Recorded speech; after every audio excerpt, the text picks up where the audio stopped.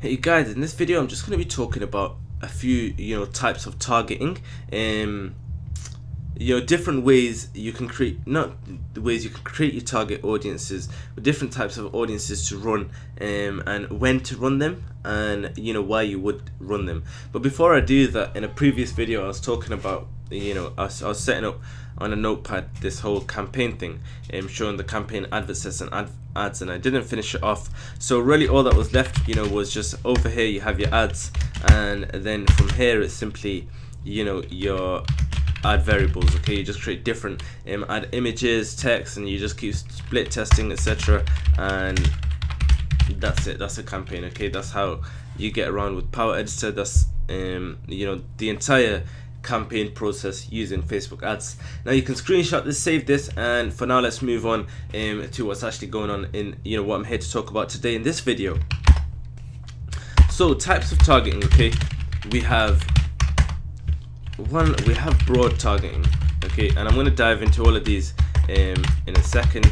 We have broad targeting. Okay, we have niche specific targeting, and then we have post data targeting.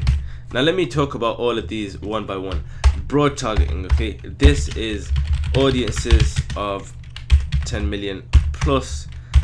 This could be entire countries. Okay,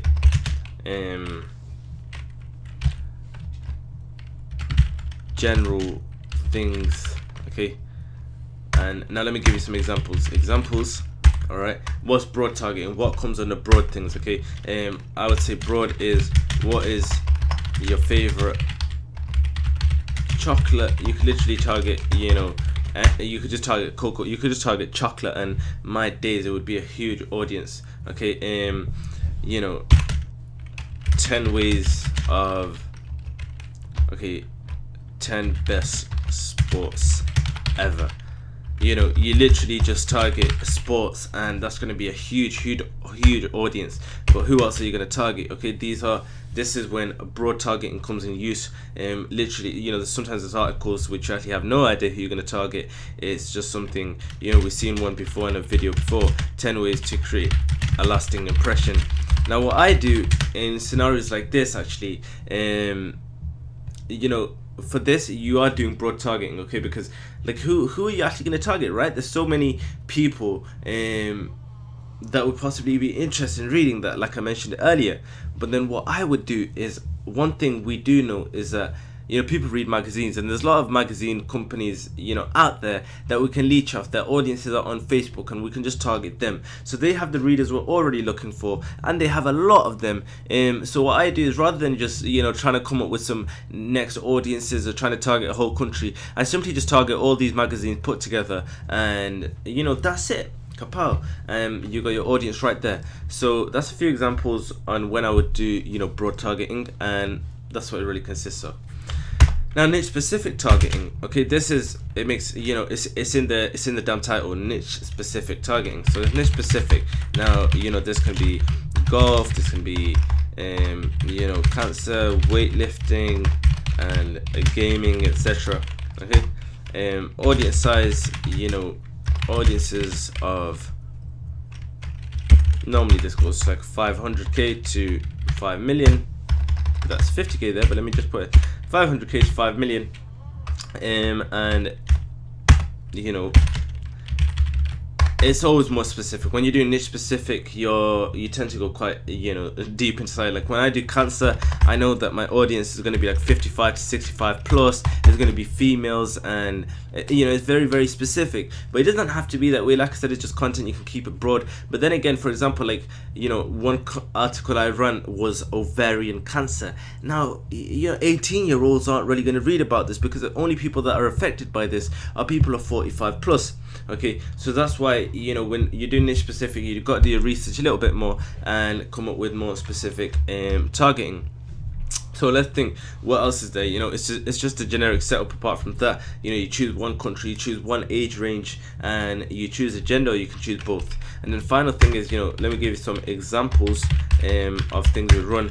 10 warning signs for ovarian cancer you shouldn't ignore. Okay, now let's think. 10 the top 10 best ice hockey players. You know, that's one specific niche. You know, people that are interested in football, not necessarily interested in ice hockey, and they probably don't give a crap about it. And it's just like, you know, you have to be niche specific, and the audience for ice hockey is going to be much smaller than the audience for sports, for example. And then let's just think of one more example.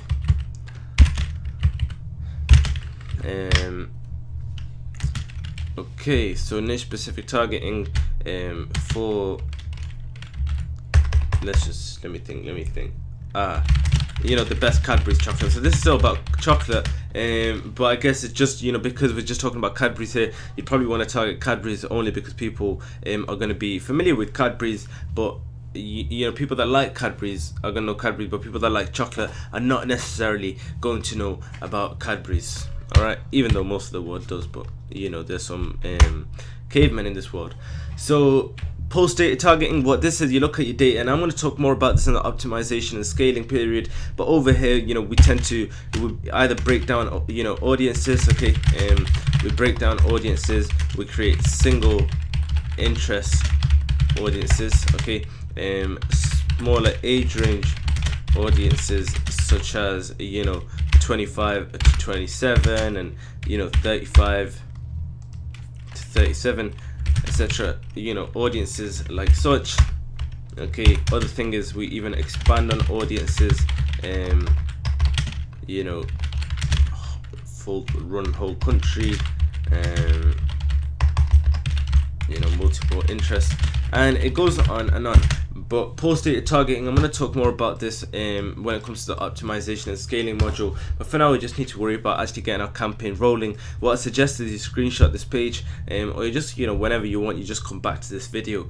But it's always good to have a nice little, you know, handout copy of it to yourself. So whenever you're creating a campaign and you're thinking, what type of targeting should I use, you quickly take a look at this and it'll help you out. But anyways, you know, if you have any questions, shoot them my way. But for now, that's it, and I'm gonna get rolling, and I'll catch you on